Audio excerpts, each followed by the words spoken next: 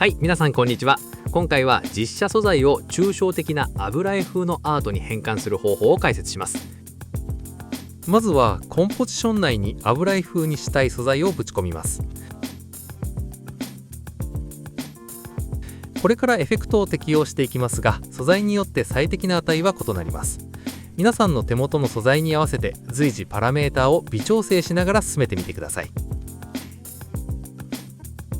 最初にコントラストと色味を整えて油彩の下地を作ります。エフェクト、カラー補正、トーンカーブをかけます。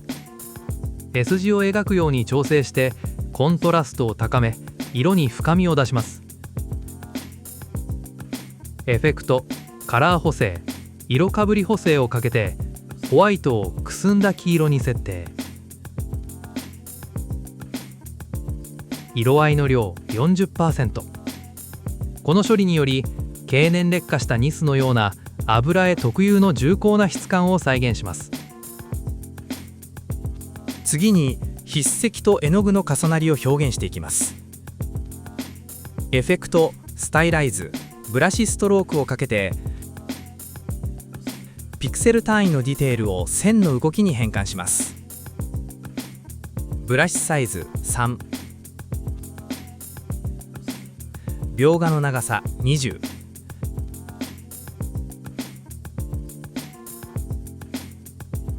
描画の濃度2、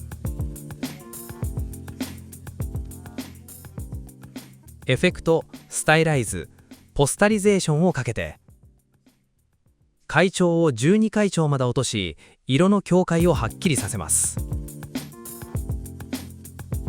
絵の具を引き伸ばしたような質感を作ります。エフェクト、ブラー&シャープの CC ベクトルブラーをかけてタイプディレクションセンター、アマウントを絵の具がキャンバス上で引きずられたような質感になるまで数値を上げます。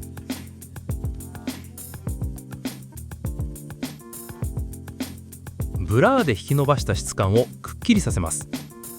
エフェクト、ブラー&シャープのシャープ。シャープ量300。キャンバスの布目の質感を作ります。新規平面を作成し、名前をフラクタルノイズ、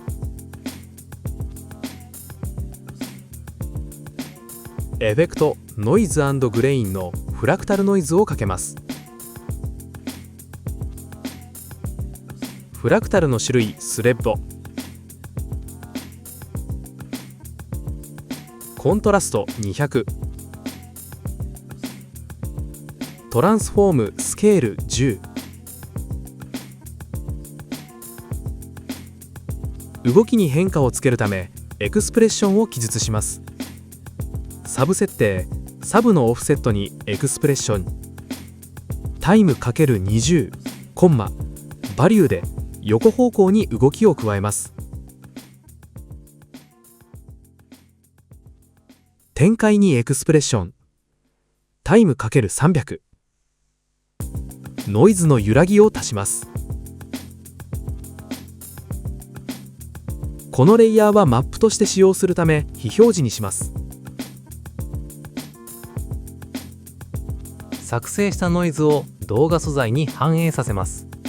動画素材にエフェクト、スタイライズ、テクスチャ。テクスチャレイヤーにフラクタルノイズを選択。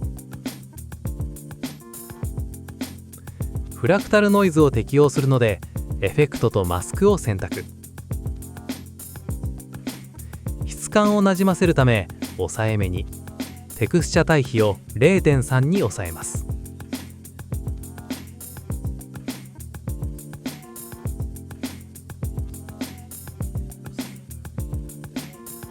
さらに絵画的な見た目にするためカートゥーンを適用します。エフェクト、スタイライズ、カートゥーン。ディテールの半径40、ディテールの敷地20、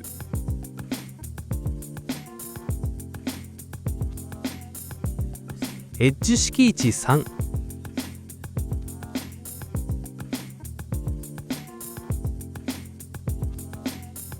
幅5、柔らかさ100。最後に全体の色調と画面端を整えます。エフェクトカラー補正色相サイドをかけて、マスターのサイドを上げて、これまでの工程で失われた鮮やかさを補填します。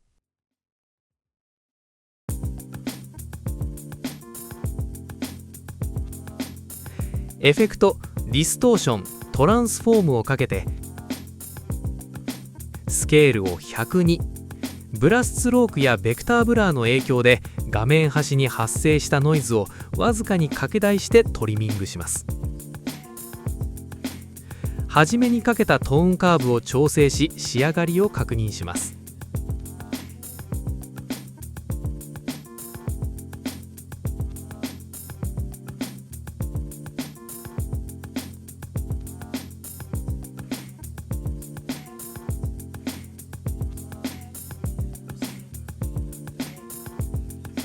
エフェクト時間ポスタリゼーション時間でコマ落ちさせます。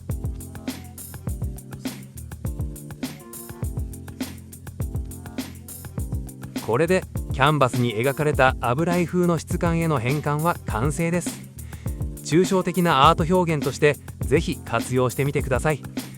今回は以上になります。最後までご視聴ありがとうございました。